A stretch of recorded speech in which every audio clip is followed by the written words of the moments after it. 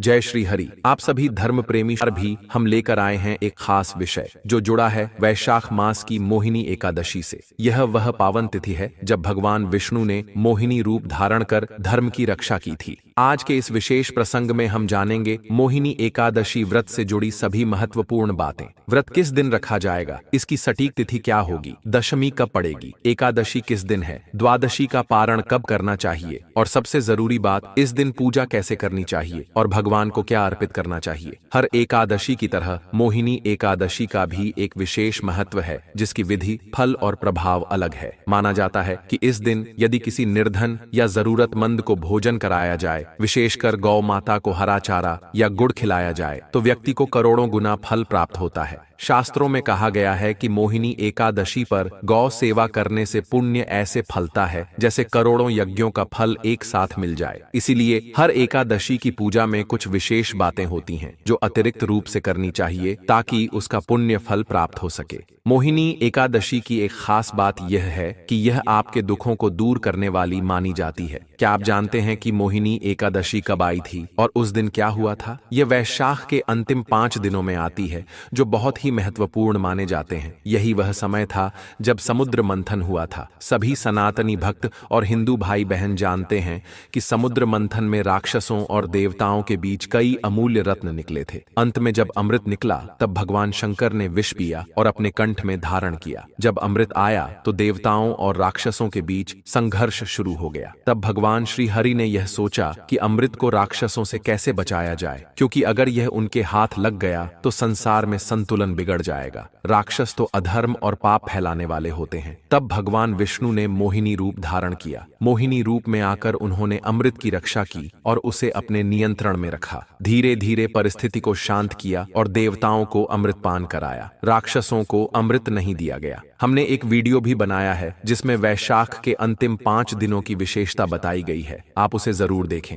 वैशाख के आखिरी 5 दिन इतने महत्वपूर्ण हैं कि अगर इन दिनों में स्नान किया जाए तो पूरे महीने के बराबर पुण्य फल मिलता है। मोहिनी एकादशी से इन दिनों की शुरुआत होती है, इसलिए इसका महत्व और भी अधिक हो जाता है। ये 5 दिन अमृत मंथन की कथा से जुड़े हुए हैं और इसीलिए इनकी महिमा भी खास मानी जाती है। इस प्रकार जानकारी बहुत ही महत्वपूर्ण है जो हम इस वीडियो में आपको देने जा रहे हैं। उम्मीद है आप वीडियो को अंत तक जरूर देखेंगे ताकि एकादशी व्रत से जुड़ी सारी बातें ठीक से समझ सकें। यह व्रत कोई सामान्य उपवास नहीं है, बल्कि यह एक खास आध्यात्मिक साधना है। हर कोई इसे पूरी तरह निभा नहीं सकता। केवल एक दिन भूखा रह लेना ही एकादशी का व्रत नहीं माना जाता। असली एकादशी व्रत के लिए 3 दिन का नियम होता है जिसका पालन शास्त्रों के अनुसार करना जरूरी होता है। हम ज्ञानवर्धक देते हैं, क्या करना है, क्या नहीं करना है, क्या खा सकते हैं, क्या नहीं, और कौन कौन से नियमों का पालन जरूरी होता है। जानकारी शुरू करने से पहले आपसे निवेदन है कि अगर वीडियो थोड़ा भी अच्छा लगे तो इसे लाइक जरूर करें और चैनल को सब्सक्राइब भी कर लें। ये जानकारी पूरी तरह शास्त्रों पर आधारित है जो शायद आपको अन्य जगहों पर आसानी से न मिले। मेरी जानकारी के अनुसार कोई और चैनल ऐसा नहीं है जो पुराणों और धर्म ग्रंथों की इतनी गहराई से बात करता हो। यदि किसी को प्रभु की भक्ति के जरिए सही दिशा मिलती है और वह लाभ उठाता है तो यह सबसे बड़ा पुण्य होता है। इसीलिए इस वीडियो को ज्यादा से ज्यादा लोगों तक पहुंचाएं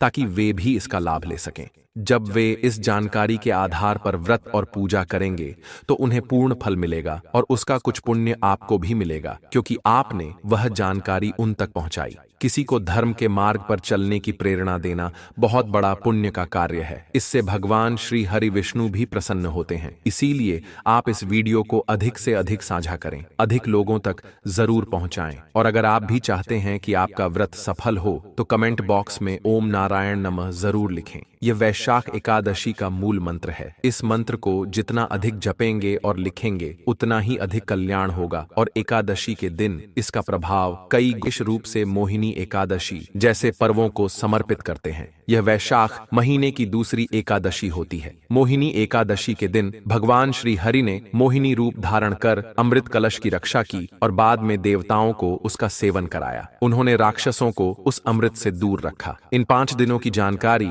हम वेद वेदों और पुराणों के आधार पर दे रहे हैं। हर दिन क्या हुआ था उसका विवरण भी हम इस वीडियो में देंगे। हम वीडियो का लिंक डिस्क्रिप्शन में भी साझा करेंगे, कृपया उसे जरूर देखें। तब आपको वैशाख के अंतिम 5 दिनों के लाभ और महत्व की गहराई से समझ होगी। इतनी बड़ी महिमा इन 5 दिनों की है और मोहिनी एकादशी तो उनमें सबसे विशेष है। आगे हम आपको विस्तार से बताएंगे कि मोहिनी एकादशी के दिन कौन कौन से कर्म करने चाहिए और किस विधि से आपको यह व्रत पूरा करना है, उसकी जानकारी भी दे देते हैं। दशमी तिथि से इस व्रत का अनुष्ठान शुरू हो जाता है। इस दिन से ही कुछ चीजों का त्याग करना जरूरी होता है। सबसे पहले बात आती है खाने पीने की। इस व्रत में कुछ खास चीजें नहीं खानी चाहिए। दशमी को ही भोजन सीमित और सात्विक लेना चाहिए। खासकर काली उड़द की दाल, मशरूम, हरी सब्जियां, चने का साग और शहद का सेवन नहीं करना चाहिए। साथ ही मांस और मदिरा जैसे पदार्थ भी पूरी तरह से वर्जित हैं। वैसे तो ये चीजें सभी व्रतों में नहीं लेनी चाहिए। बहुत से लोग ऐसे होते हैं जो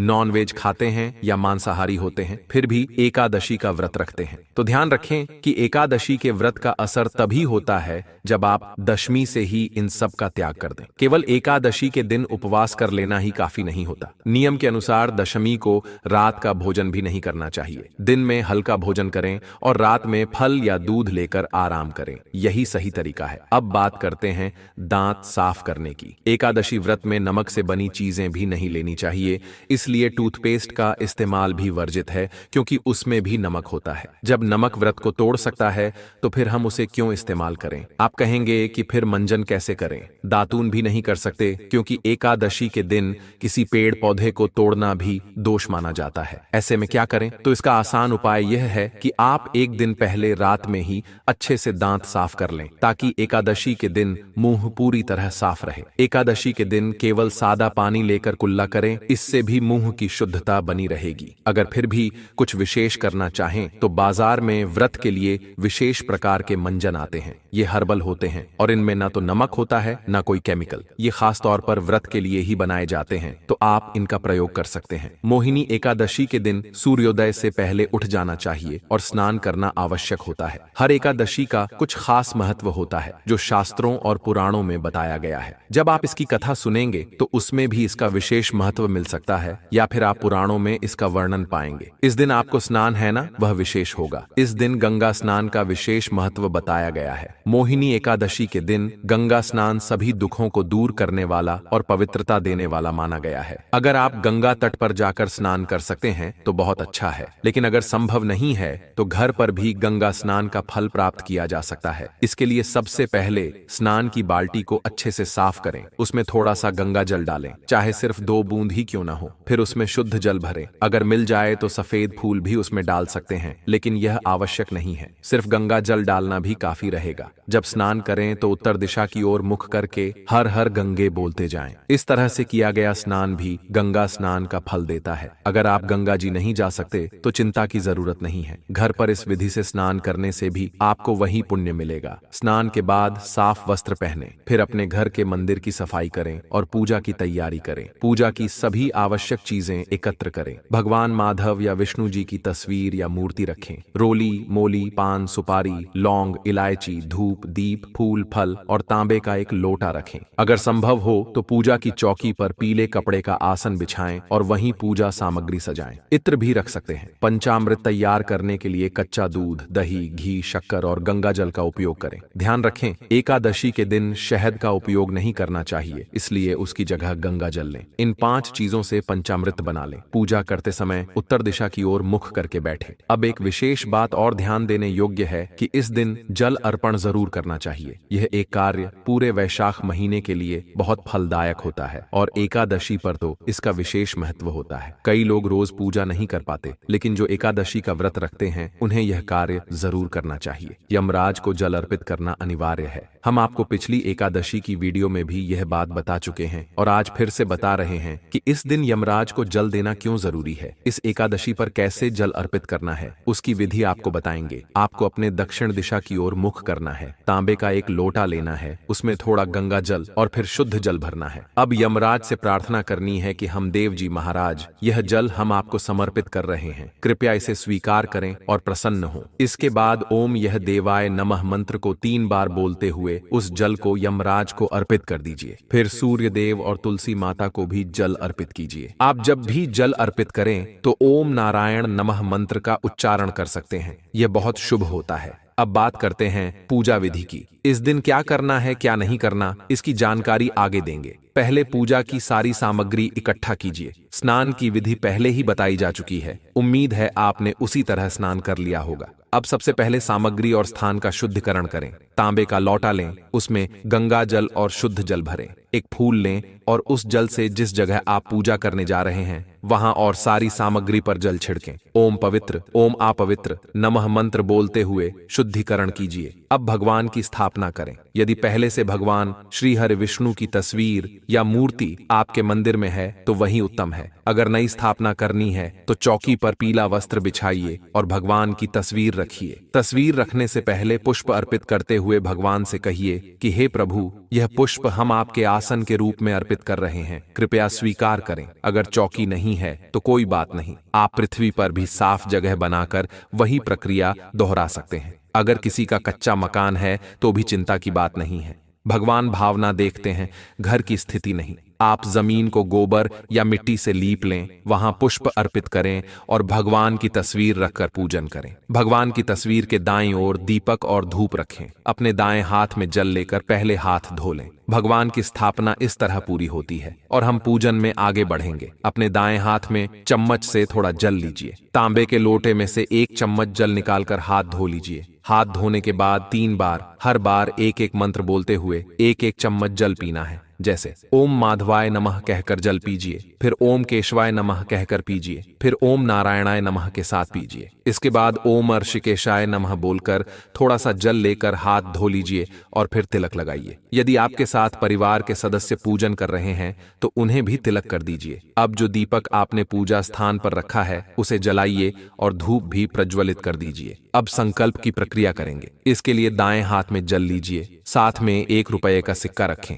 और चाहें तो कुछ पुष्प भी रख सकते हैं। अब अपना नाम, गोत्र, जिस स्थान पर बैठे हैं उसका पता, मकान नंबर, क्षेत्र का नाम और शहर का नाम बोलिए। फिर कहिए कि मैं वैशाख महीने की शुक्ल पक्ष की मोहिनी एकादशी का व्रत कर रहा हूं और भगवान विष्णु की पूजा का संकल्प करता हूं। यह संकल्प भगवान के चरणों में अर्पित कर दीजिए। संकल्प करना बहुत जरूरी होता है। कोई भी व्रत बिना संकल्प के अधूरा रहता है। एकादशी व्रत में इसका विशेष महत्व है। अब भगवान का पूजन आरंभ करेंगे। भगवान के सामने एक पत्ते पर एक कटोरी रखिए और उस कटोरी में पूजा की सारी सामग्री थोड़ी थोड़ी करके अर्पित करते जाइए, जिससे सामग्री फैल न जाए और पूजा व्यवस्थित रहे। सबसे पहले भगवान को जल अर्पित करेंगे, जिसे अंजनम कहा जाता है। फिर भगवान के चरणों को धोने की प्रक्रिया करेंगे, जिसे पद्यमार्जन कहते हैं। इसके लिए हर मंत्र के साथ 1-1 चम्मच जल सामने रखे पत्ते में डालते जाइए। ओम भूर्भुवः स्व मोहिनी एकादशी व्रत पूजन प्रारंभ करो। ओम भूर्भुवः स्वः नारायणाय नमः।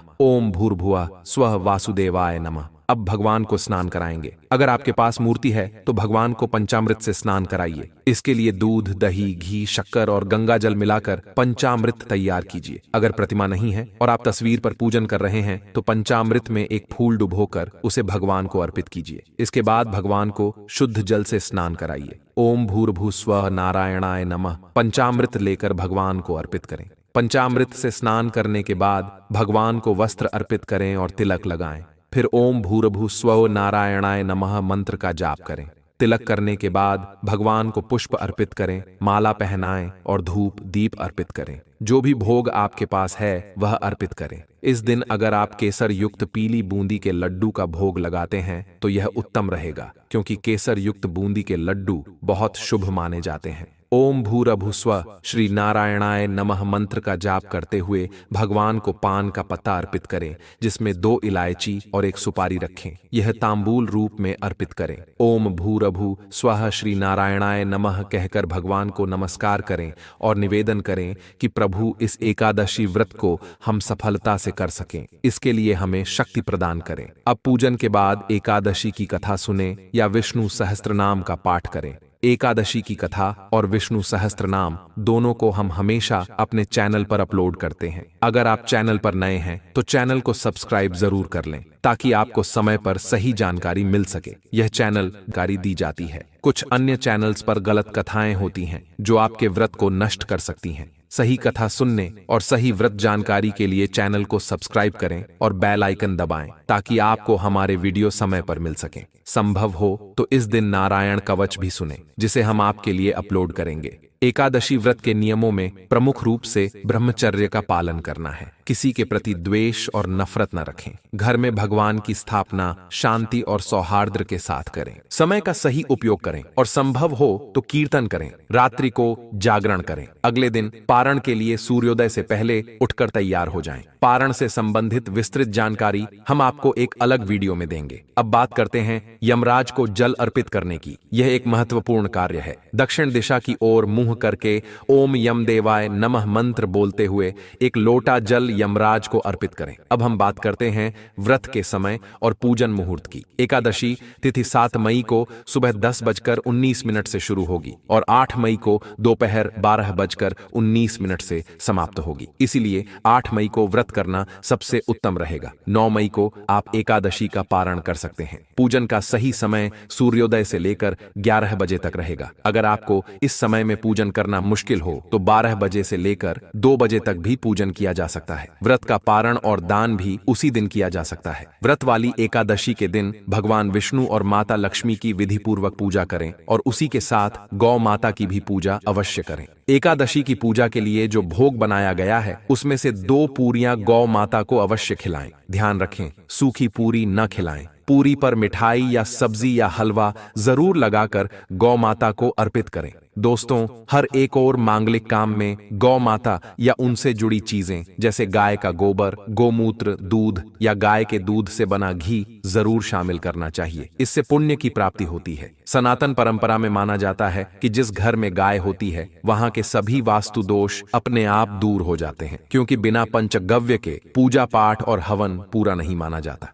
दोस्तों, महीने में एक बार परिवार सहित गौशाला जरूर जाएं और वहां गायों को हरा चारा खिलाएं। ऐसा करने से सभी प्रकार के दोष शांत हो जाते हैं और सही उपाय बताएगा। गर्मियों में गाय को साफ पानी पिलाएं और सर्दियों में गुड़ जरूर खिलाएं। खासकर मोहिनी एकादशी के दिन गाय को गुड़ खिलाना बहुत शुभ माना जाता है। लेकिन ध्यान रखें, गर्मियों में गाय को गोंद नहीं खिलाना चाहिए। गाय से जुड़ी कुछ शुभ और अशुभ संकेत भी होते हैं। जैसे अगर गाय का दूध दोहन करते समय वह ठोकर मार दे और सारा दूध गिर जाए तो यह अपशगुन होता है। लेकिन अगर आप यात्रा पर जा रहे हो और रास्ते में गाय अपने बछड़े को दूध पिलाते हुए दिख जाए तो यह संकेत देता है कि आपकी यात्रा सफल रहेगी। गाय की आवाज यात्रा पर निकलते समय सुनाई दे या रात में उसकी हुंकार सुनाई दे तो यह भी शुभ माने जाते हैं। दोस्तों, गाय के साथ कभी ऐसा व्यवहार न करें जिससे उन्हें तकलीफ हो। आज जब गाय को राष्ट्रीय पशु बनाए जाने और उन्हें अधिकार देने की बातें हो रही हैं, तो जरूरी है कि हम उनके साथ सम्मान से पेश आएं।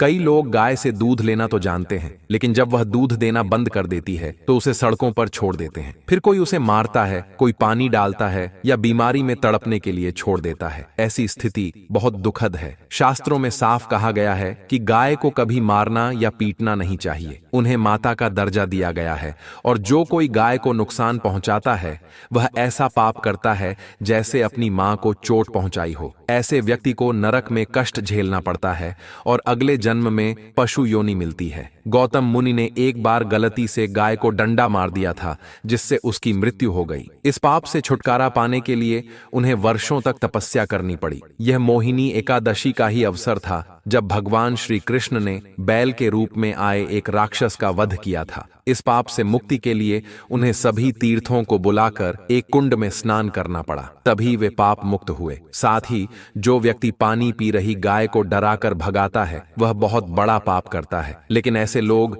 जो गाय की सेवा करते हैं उन्हें स्वर्ग की प्राप्ति होती है और अगले जन्म में सुख समृद्धि से भरा जीवन मिलता है। आराम कर रही गाय को उठाकर परेशान करना भी पाप माना गया है। जो लोग गाय की सेवा करते हैं उन्हें उनके पिछले जन्मों के पापों से मुक्ति मिलती है और वे गोलोक में स्थान पाते हैं। इसके अलावा गाय को डंडा मारकर उठाना या उस पर पानी डालकर उठाना बहुत बड़ा पाप माना गया है। ऐसा करने वाला व्यक्ति अगले जन्म में दर दर भटकता है। शास्त्रों में यह भी बताया गया है कि जो लोग गाय की सेवा करते हैं, उन्हें भोजन कराते हैं और उनकी देखभाल करते हैं, उनकी सभी मनोकामनाएं पूरी होती हैं। गाय के बछड़े के लिए जो दूध बचता है वही मनुष्य को लेना चाहिए। लेकिन कुछ लोग पहले गाय को धोते हैं और फिर बछड़े के लिए छोड़ा गया दूध भी दूह लेते हैं। ऐसा करना बहुत बड़ा पाप माना गया है। इस तरह के दूध को पीने और दूहने वाला दोष का भागी बनता है। शास्त्रों में यह भी कहा गया है कि गाय और बैल की पीठ पर नहीं बैठना चाहिए। ऐसा करना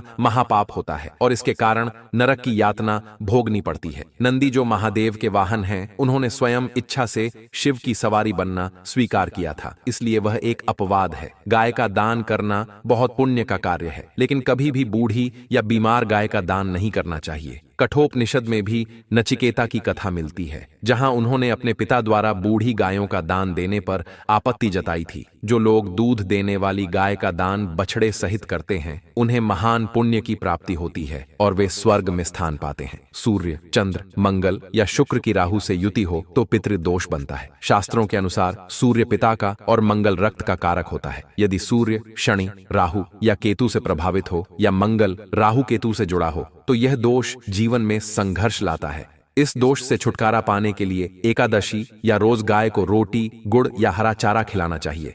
दोस्तों, हर एक और मांगलिक काम में गौ माता या उनसे जुड़ी चीज जैसे गाय का गोबर, गोमूत्र, दूध या घी का प्रयोग जरूर करें, इससे पुण्य मिलता है। सनातन परंपरा के अनुसार जिस घर में गाय होती है, वहां के वास्तु दोष अपने आप समाप्त हो जाते हैं। गाय के शरीर पर जो कूबड़ होता है, उसे बृहस्पति ग्रह का प्रतीक माना गया है। यदि किसी की कुंडली में बृहस्पति नीच राशि मकर में हो या अशुभ हो और यात्रा के समय सामने गौ माता दिख जाए तो उन्हें दाहिनी ओर से निकलने देना चाहिए। यह यात्रा की सफलता का संकेत होता है। अगर आप यात्रा पर निकले हो और रास्ते में गाय अपने बछड़े को दूध पिलाती हुई दिखे तो समझ लीजिए कि आपकी यात्रा सफल होगी और जिस घर में गाय होती है उसमें वास्तु दोष स्वतः ही समाप्त हो जाता है। और आप जब भी रोटी बनाएं, हर दिन ताजी रोटी ही बनाएं। अगर आप गाय के लिए रोटी बना रहे हैं तो कोशिश करें कि उसे तुरंत ही गाय को खिला दें। अगर आप उस रोटी को रखकर अगले दिन देंगे तो वह बासी मानी जाएगी। गाय को कभी भी बासी रोटी नहीं खिलानी चाहिए। इससे घर में नकारात्मक ऊर्जा प्रवेश करती है और कार्यों में सफलता नहीं मिलती। ऐसा माना जाता है कि इससे घर में दुख और परेशानी बनी रहती है। इसलिए रोजाना ताजा आटा गूंथकर रोटी बनाएं